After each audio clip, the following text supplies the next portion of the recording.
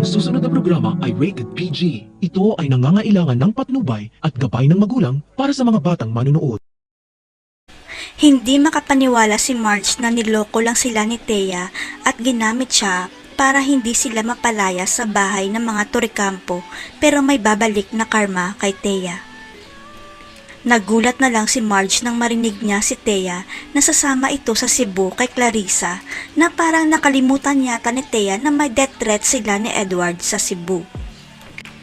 Dahil sa kalasingan ni Thea, nakalimutan niya ang pagdadrama niya, kaya proud niyang inamin na nagpapanggap lang siya na may death threats para hindi sila palayasin. Masakit man para kay Marge na traidorin siya ni Thea, na akala niya ay nagbago na, nagdesisyon si Marge na hindi isusumbong ang kasinungalingan ni Thea kay Greg at Regina.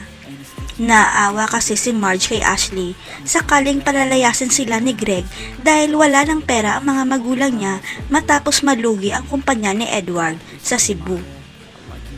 Pero napagtanto naman ni Marge na hindi pa rin pala nagbabago si Thea dahil masama pa rin ang ugali niya. Ang inaalala lang ni Marge, kawawa ang anak nilang si Ashley. Panatag pa si Thea na hindi siya ilalaglag ni Marge dahil may awa at puso ito, hindi katulad niya, hanggang sa mag-cruise ang landas ni Clarissa at ni Greg sa opisina.